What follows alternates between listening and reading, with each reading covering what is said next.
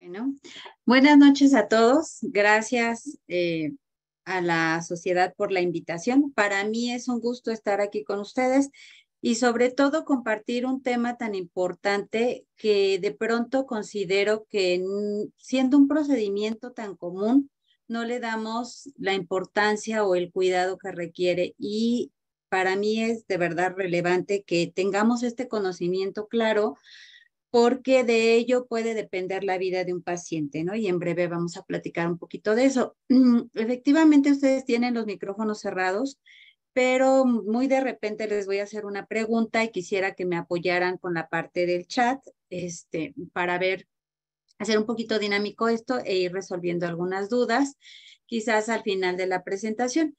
Pero bueno, vamos a empezar con el tema que es la seguridad y la calidad de la transfusión de hemocomponentes, ¿no? Entonces, yo quiero presentarles esta parte que la sangre como antecedentes siempre ha sido el elemento esencial para la vida, ¿no? Tal es así que anteriormente se bebían la sangre de los gladiadores porque creían que así iban a adquirir su vigor, o se realizaban baños de sangre porque consideraban que con ellos se iban a curar de los conjuros algunas personas, y esto, pues bueno, hacía que se le diera como una concepción mágico-religiosa a lo que es la sangre.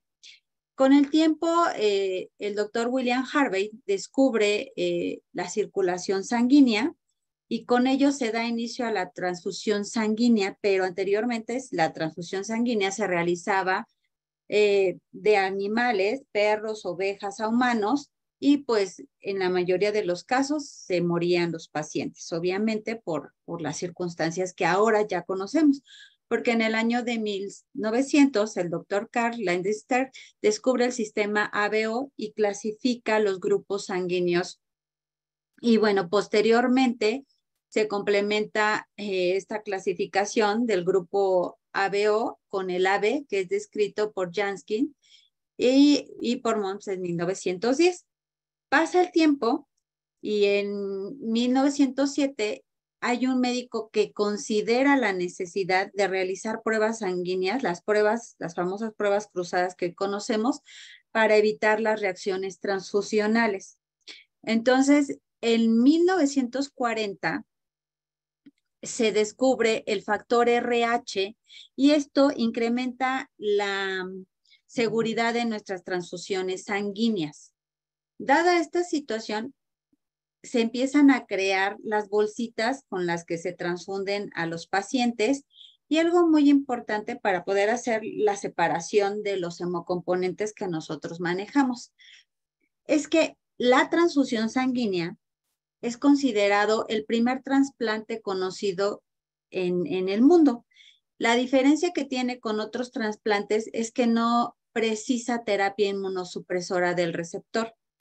Entonces, si nosotros tenemos tanto cuidado con un trasplante de riñón, con un trasplante de corazón, con un trasplante de células progenitoras hematopoyéticas o células madre, ¿por qué no vamos a tener cuidado con una transfusión sanguínea que le puede costar la vida al paciente si no la hacemos de manera correcta?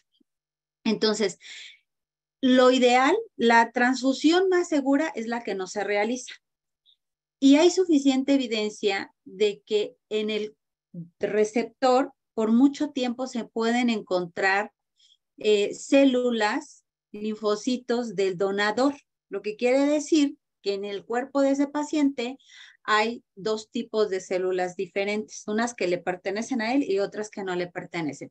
Y esto, de alguna manera, puede generar un mayor riesgo de que el paciente en una siguiente transfusión vaya presentando el riesgo de una reacción transfusional. Entonces, pero bueno, vamos a ver qué es una transfusión sanguínea. Entonces, nosotros tenemos un documento muy importante a nivel nacional, que es la norma oficial mexicana, la 253. Esta norma rige de alguna manera y junto con la guía que se publica en el 2007, que nosotros podemos decir que es muy antigua, pero de verdad que aun cuando es muy antigua, es una guía que nos va a dirigir el proceso de transfusión. Entonces, el proceso de transfusión o la transfusión como tal es considerada un procedimiento terapéutico que va a consistir en la aplicación de sangre o alguno de sus componentes sanguíneos a un ser humano, pero sin la finalidad de que esto injerte en el organismo del receptor. Es decir, nosotros cuando realizamos un trasplante de células progenitoras hematopoyéticas, o más conocido como trasplante de médula ósea, tenemos como propósito que injerte en el receptor, es decir, que estas células del donador suplan a las del receptor. Pero en el caso de una transfusión, no. En el caso de una transfusión, lo que nosotros queremos es únicamente corregir una condición. El paciente está plaquetopénico y está sangrando, pasémosle plaquetas para que deje de sangrar y recupere el recuento plaquetario. El paciente está anémico y tiene sintomatología clínica de anemia, pasémosle concentrados eritrocitarios para poder de alguna manera corregir esta hemoglobina y disminuir el riesgo de alguna complicación del paciente.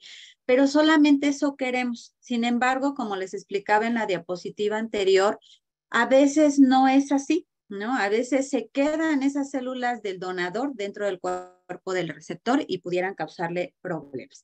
Pero la transfusión solamente es para eso. Ahora, en esta clase que estamos dando, que para mí es muy importante, ya les decía, tenemos que aprender algunos conceptos o separarnos de algunos conceptos que ya teníamos aprendidos.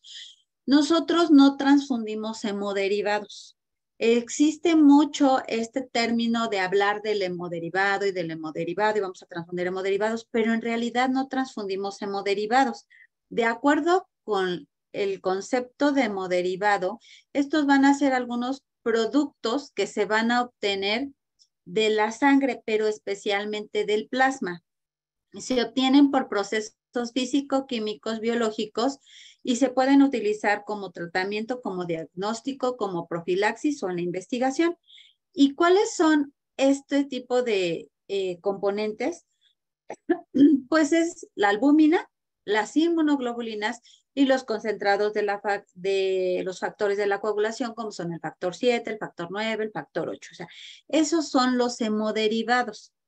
A partir de hoy, nuestro vocabulario cambiará porque nosotros vamos a entender que transfundimos componentes sanguíneos. Y